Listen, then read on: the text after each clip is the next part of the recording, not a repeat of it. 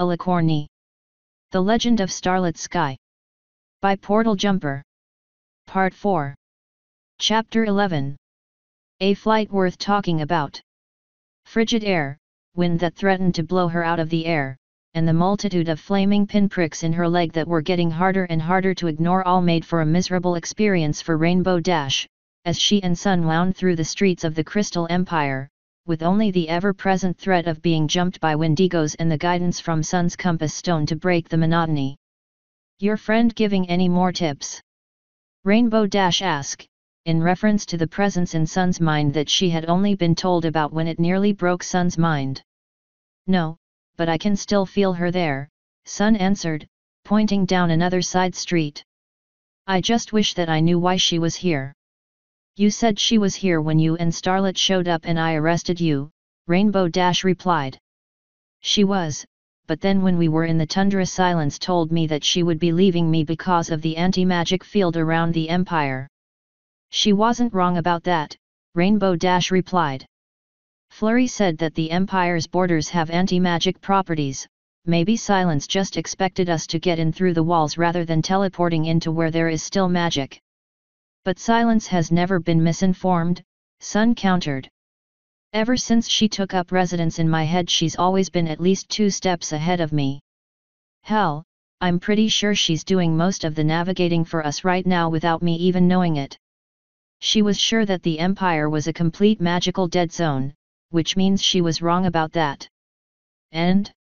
Every pony makes mistakes," Rainbow said, taking a quick look around to make sure nothing was following them. "But not semi-omniscient ghosts that live in ponies' heads," Sun countered. "And she told me that we need to find her in the glowing wastes, wherever that is. I didn't even think she had a physical body." "Dude, you'll be fine, you're thinking too much," Rainbow Dash interjected. "Focus on one thing at a time. Where's the compass pointing us?" Sun stole another look at the compass, which was still pointing in a generally northwestern direction. "Down that street," Sun said, pointing to a wide thoroughfare that led out into a plaza. "Good, that looks like a wide area," Rainbow Dash replied. "Gonna have good sight lines, we might even be able to see the palace."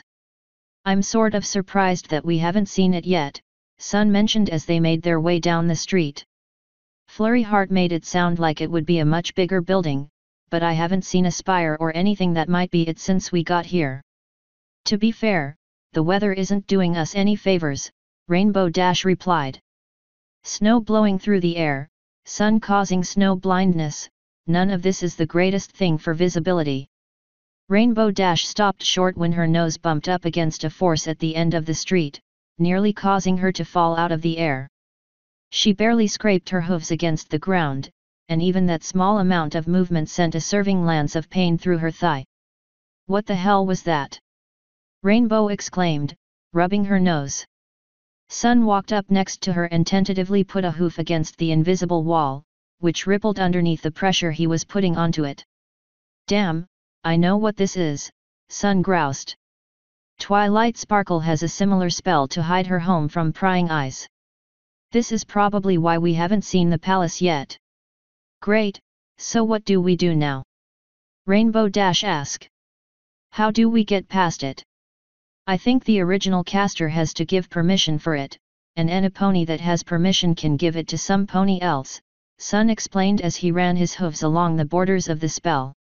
"Starlit had permission from Twilight, and then she gave it to me when she brought me back to Twilight the first time. And something tells me that Cadance is the only one who has permission," Rainbow Dash surmised with a snort. "Maybe, but that doesn't make sense," Sun mused, testing the strength of the spell. "Why not? I've done some cursory research on wards and spells like them, ever since Starlit started showing an aptitude for them," Sun continued. "The one thing that is consistent about warding spells is that they only last for as long as the pony casting them does. You don't have to actively concentrate to keep them up, but to cast them as a lasting effect you have to remake them every so often to keep them working. So you're saying that, if Cadance is as crazy as Twilight and Flurry Heart make her out to be, then she wouldn't have the presence of mind to keep these wards active, and they would have run out a long time ago. Exactly, Sun answered. You're quite perceptive for a pony that doesn't really mess around with magical stuff. What can I say, I make up stories as a hobby, Rainbow replied. All storytelling is creative cause and effect. Sun traced all along the edges of the field, trying to feel for a weak spot or something similar, but the whole thing was as solid could be. Rainbow saw his eyes go vacant as he placed his hoof against the field. Sun, you good? Rainbow asked. Talking with silence, gimme a minute, Sun answered before going back to his staring. Rainbow took the moment to gingerly land on the ground, keeping as much weight off of her injured leg as she could so that she could rest her wings. She could feel the muscles at the joints ache, and the crystals embedded in between the feathers were starting to get heavy as she stayed aloft. Rainbow passively looked around, taking in what she could through the snow and the wind. The thoroughfare only had one entrance to it, so she could at least keep her back to a wall and know that nothing was going to sneak up on the two of them. After the last few days, she was happy for the brief moment of relaxation. Even their impromptu meeting with Flurry Heart was too stressful for her tastes. Minutes passed, punctuated only by Rainbow checking her supplies and Sun occasionally muttering something under his breath that she couldn't make out, last her head wrap in the wind. Thankfully nothing but her suit had been damaged when she fell and gouged her leg, and even her old guide stick had a healthy red glow when she held it up. She took another look down the thoroughfare as she fiddled around with the guide stick, and had to make a double take when she saw that there was a blue light shining down the street at them. Hey Sun, Rainbow said, trying her best to not sound worried, there's something here. What kind of something? I need to focus, silence is working on the wall. Before Rainbow could answer, the blue light became two blue lights, roughly spaced where a pair of eyes would be, followed by a second pair. And a third, then a fourth, until blue lights started popping up all down the street. The bad kind of something. Rainbow answered back, lifting into the air and holding her guide stick ready. How much time do you need? A few minutes. Sun answered, looking back and seeing the same glowing mass of lights that Rainbow was staring at. I don't think we have a few minutes. The lights collectively let out a hollow, ghostly neigh, and as if cowed by their proclamation, the snow halted in the sky and coalesced into at least 24 of the ghost ponies that normally accompanied a Wendigo. With purposeful stride, the apparitions marched forward down the thoroughfare, completely boxing them in. Buy us some time, I need to work on this. Sun yelled back as he slammed both hooves into the misty wall and illuminated his horn with a dull grey magic. Rainbow turned to face the oncoming horde, gritting her teeth and gripping her guide stick as she channeled a bit of the red crystal's magic into a burst of electricity. The arc of magical lightning lanced out from the stick and struck one of the ghosts at the front, leaving a sizable, steaming hole in its chest. It collapsed into a pile of ice flakes, but the others kept marching forward, unperturbed by the loss of their comrade. Another bolt of lightning from the stick, and another of the apparitions fell apart. A third bolt, and a third reduced to naught but ice, and Rainbow started to feel a bit more confident. Without the Wendigo there to coordinate them and run interference, she found that the apparitions fell quite easily. It was only when the fifth bolt released that Rainbow remembered the problem with these guide sticks. They had a small pool of magic stored up in their crystals, and once it was expended it was done for. As the fifth and final bolt shot out and caused another to collapse, the glittering red gem went dull, and Rainbow couldn't get any more energy out of it. Damn it! Rainbow swore as she chucked the stick with all of her might into the oncoming horde. The gem side jammed squarely into another one's forehead and it fell apart from the force, but that still left over a dozen of these apparitions to deal with. Sun, your knife! Rainbow called. Sun quickly lifted his right forehoof off of the wall and held it out to Rainbow, exposing the scabbard. Rainbow swooped down and snatched the knife out. As Rainbow wheeled back around to face her adversaries, she could feel a sneaking suspicion that this was going to suck. With a muffled roar of fury, both to psych herself up and try and intimidate these soulless apparitions, she flew into the crowd, swinging the knife in her teeth every which way she could to try and clip and slash at the ghosts. A few fell in her initial onslaught. She knocked the legs out from under one and slammed its face into the ground, another she slashed up the chest until she nearly split its lower jaw in two, and a third practically exploded in front of her when she drove the knife into its forehead. A vivid, horrendous pain shot through Rainbow's thigh as one of the ice ponies smashed its head into her thigh, and she could feel her blood start to seep from the bandages.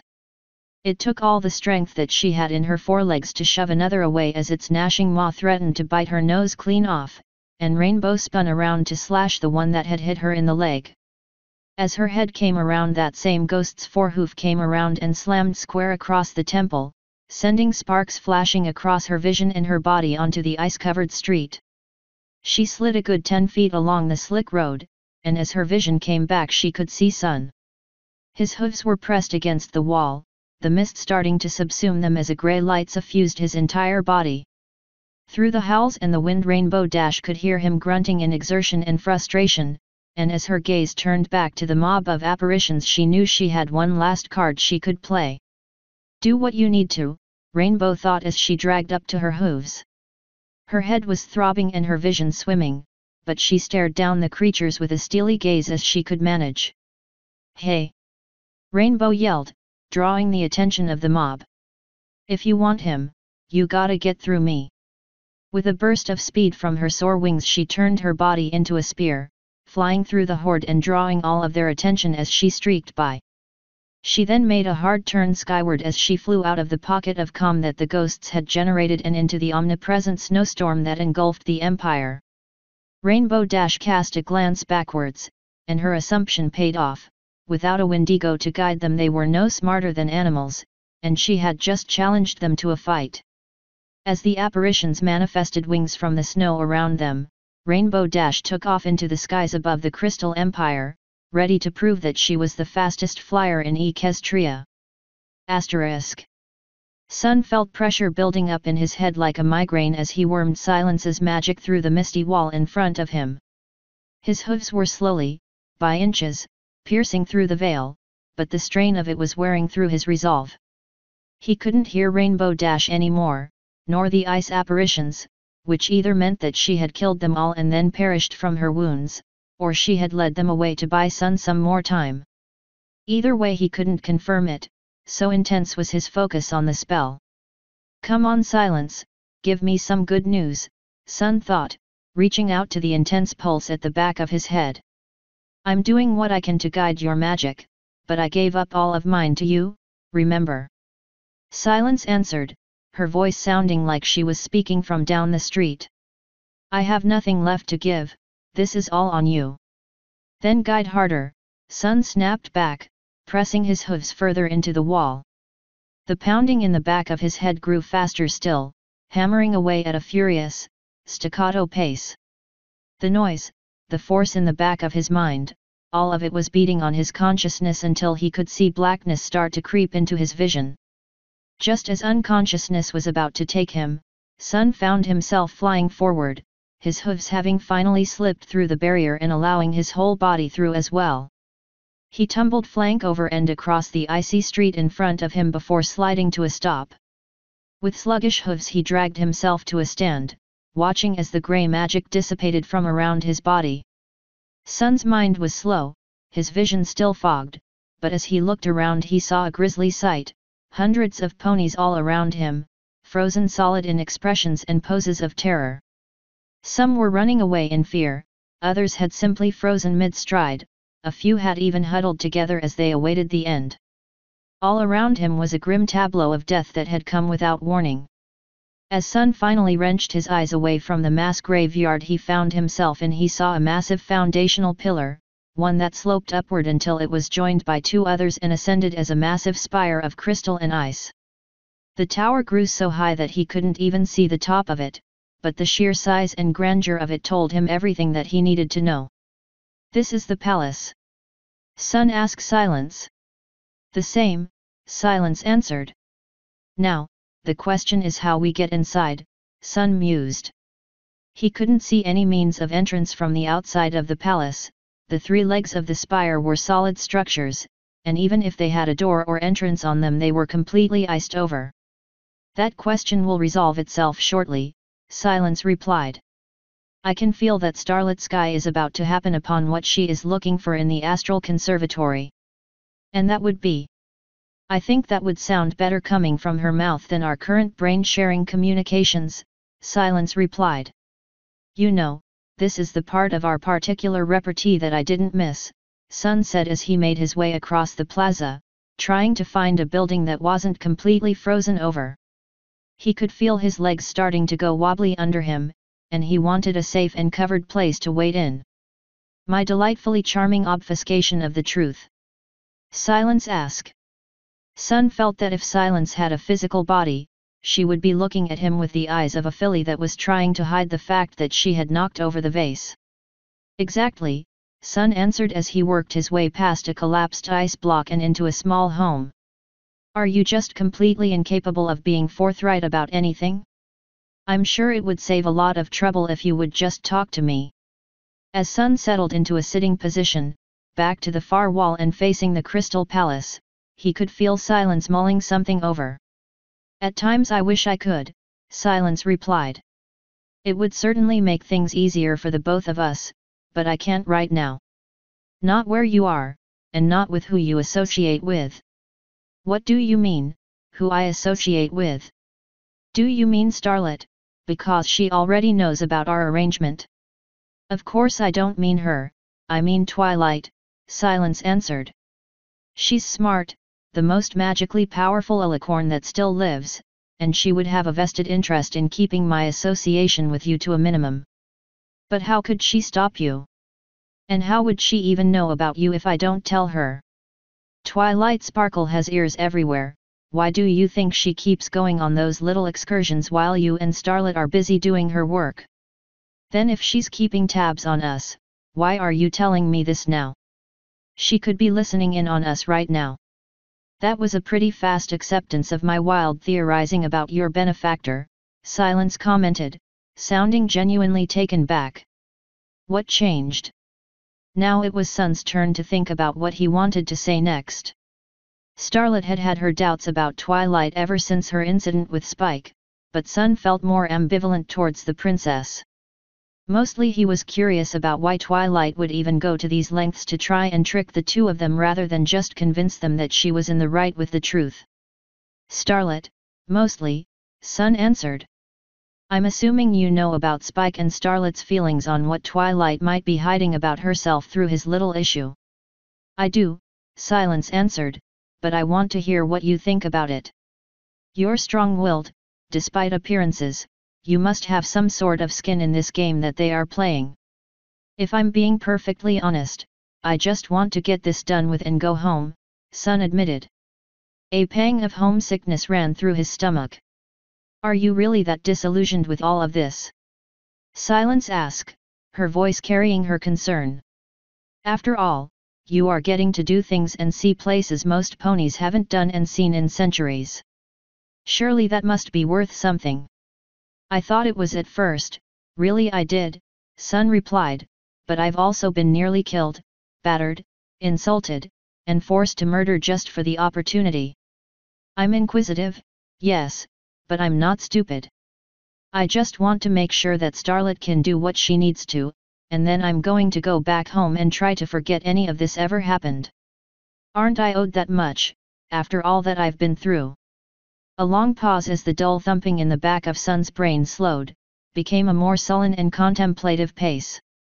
It began to lull Sun to sleep, its deep and smooth pace bringing to mind just how tired Sun really was. It was only when Silence started talking again that Sun was pulled from his torpor. I have grown fond of you, setting Sun, and that is a rare thing indeed for me. You have done more to aid me in my goals than any other pony I have ever entrusted to assist me, so consider what I am about to tell you as due payment for services rendered.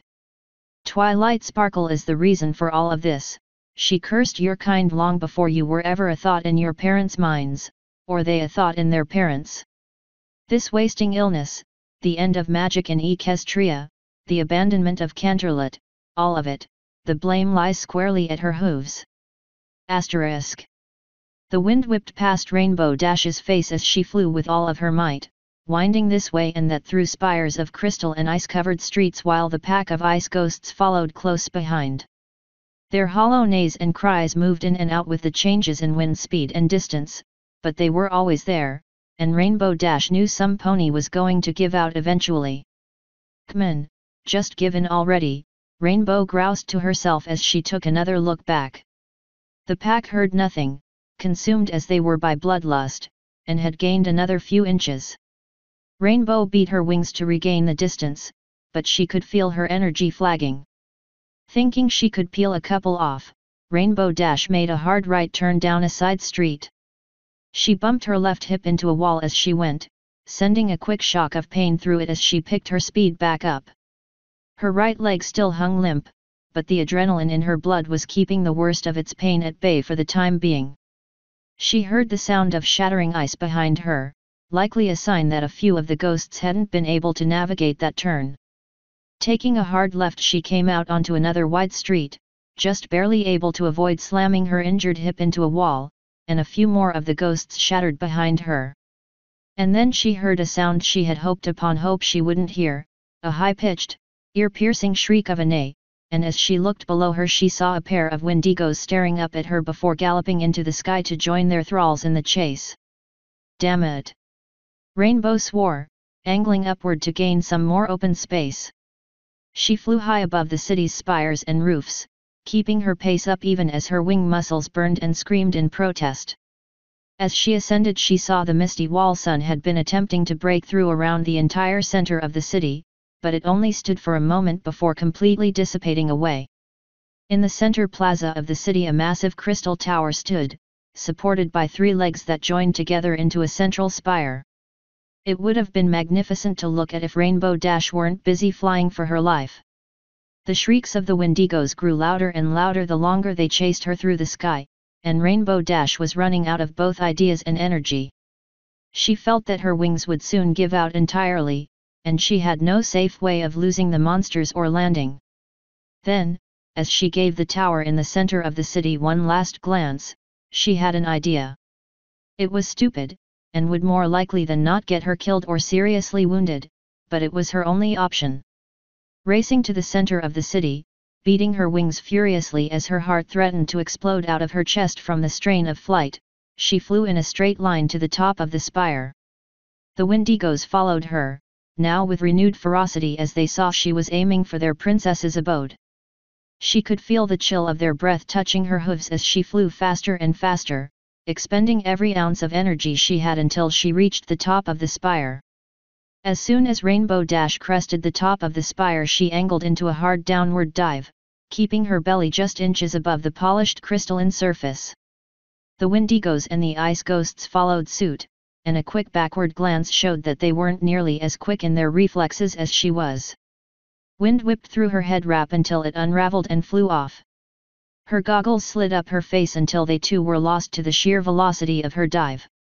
The air stung her face, her eyes watered until the tears froze to the corners, and snow whipped into her mouth and nose as the ground careened upward to meet her. The world grew silent around her, and her eyes tunnel-visioned in, until all she could see was the ground, and then all at once everything exploded into an eruption of light and noise as she made a hard right turn mere feet above the ground. An explosion sounded from behind her, and when she turned her head to see if her plan had worked she saw a truly awesome sight, a ring of rainbow-colored light rippling out from the point of her turn and all the Wendigos and ghosts slamming into the ground. The ice crystals spewing up from the crystal plaza reflected and refracted the light she had generated, scattering the rainbow fire in a million tiny prisms all around. And then Rainbow Dash turned back around to be met with an immediate snowdrift that she crashed into, through, and skidded to a halt against the cold ground. End Part 4. Chapter 11. A flight worth talking about.